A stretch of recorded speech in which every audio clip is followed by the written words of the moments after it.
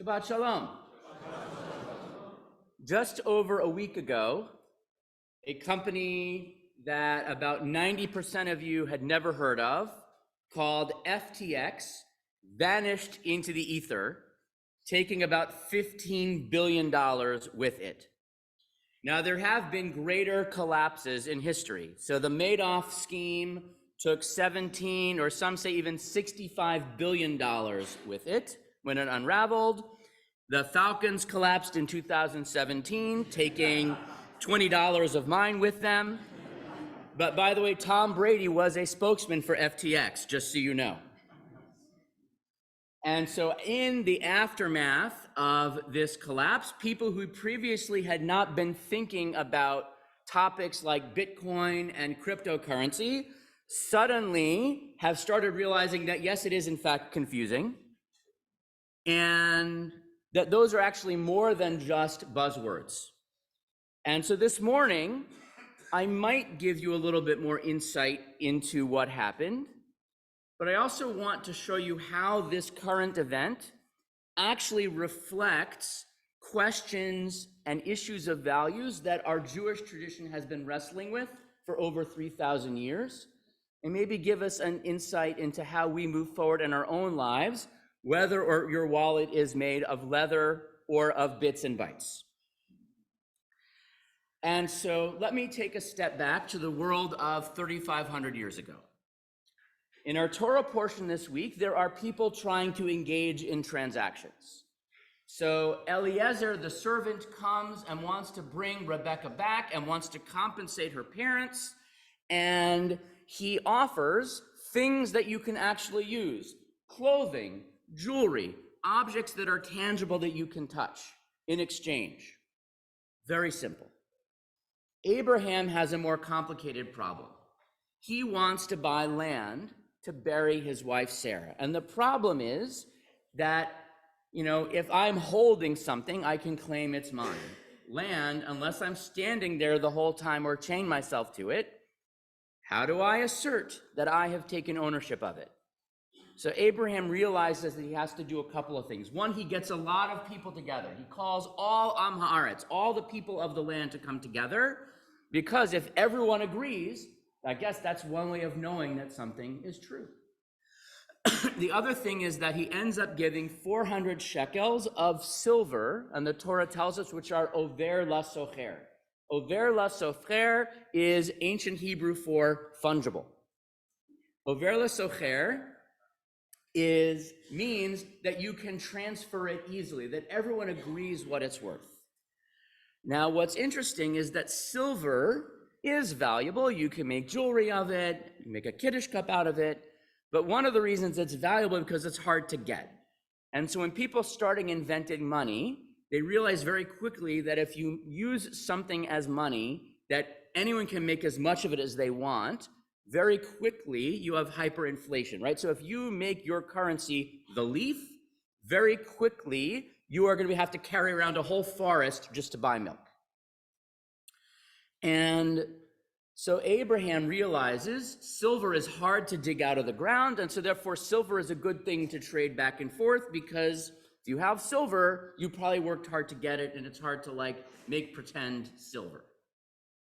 And so that is how Abraham acquires, and he does it in front of everybody so that therefore the world knows. And by the way, they even wrote about it in a book. So even after those people were gone, the future generations would know this land now belongs to Abraham.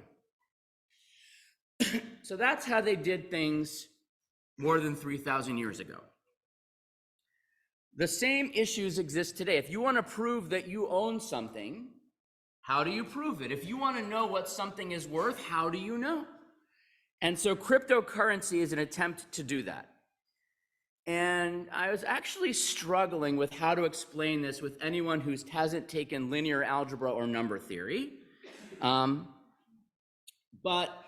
let me give you a really basic summary, if you will, and then you can all go out and make a lot of money on Bitcoin.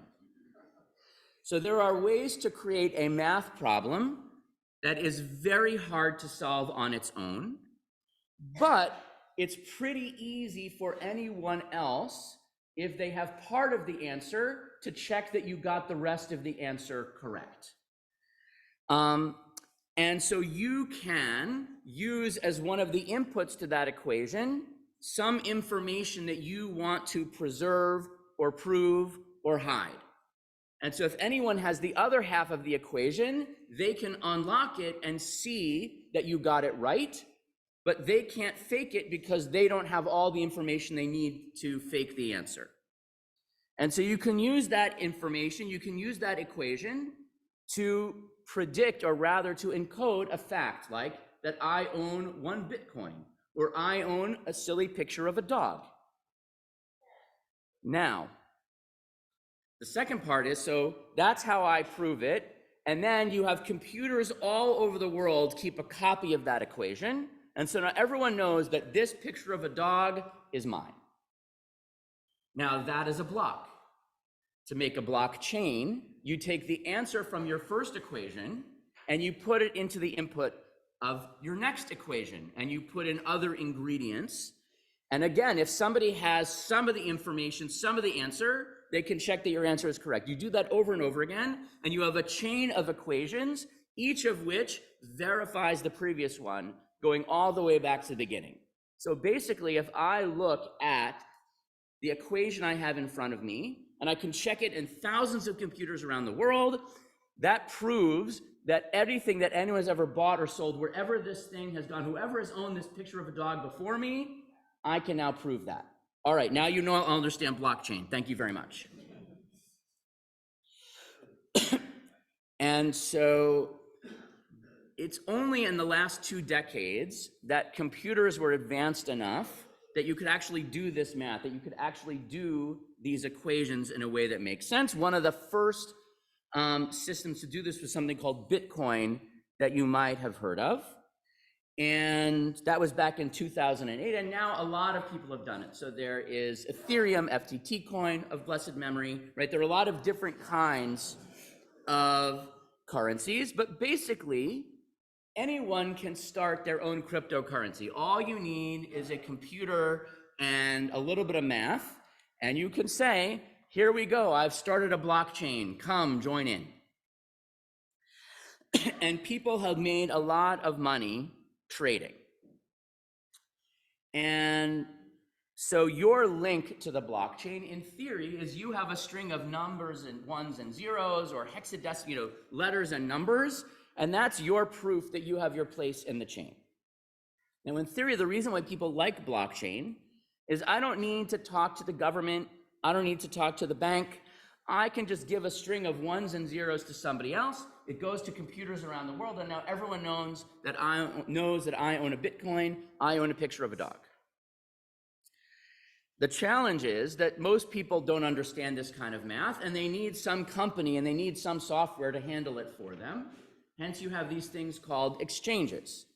So exchanges are basically a way of saying, here is the secret answer to a math problem that proves that I own something. Please hold on to it and definitely don't steal it or do anything bad with it.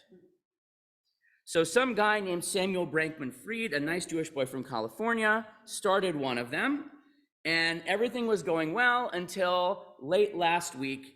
Everyone realized that the ones and zeros were not where they were supposed to be, and he was in Bermuda. And then everyone realized, wait a minute, what's bad about a bank is that somebody is in charge telling me what to do with my money. What's good about a bank is someone is in charge. And so people are now reverting to safe investments like the stock market, tulip bulbs. I have a collection of Beady Babies that I plan to fund to sell for my retirement. But here's really the question. So Abraham and the FTX folks are really trying to solve the same question, which is, how do you prove something? Is it enough that enough people know it? Is it enough that it's written in the right place? Is it enough that it has value on its own? And so most of us, whether we realize it or not, are dealing with the same thing. Because if you think about it, right, paper money actually doesn't have much value on its own. There's an old story of two folks who are in the restroom next to each other, and one of them realizes, if you are familiar with the episode of Seinfeld, can you spare a square? And the conversation goes back and forth. Do you have a newspaper? Can you help? All right, do you have change for a 20? Right, so what is paper money good for? Paper money is good because ultimately someone else is willing to give you something you want for that money. And as long as the US government still exists, right, money will still be worth something. Now, by the way, money is not worth what it used to be, right? So inflation basically means that everyone knows that tomorrow your money won't be worth quite as much as it was today. And so in fact, you see in Israel once upon a time, inflation was so high that they would go and change the prices in the supermarket in the morning, the afternoon, and the evening.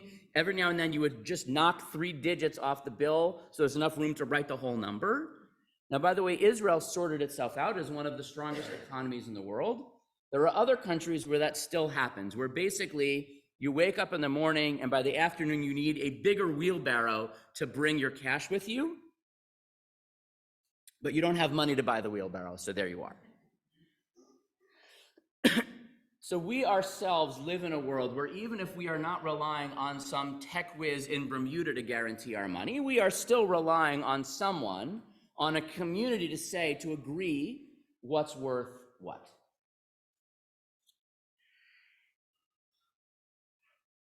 And so really, the way that we live our lives and the way that we engage in financial transactions, the things that we rely on to run our lives, we really rely on a lot of other people for that to work. And we really rely on a lot of shared ideas for that to work.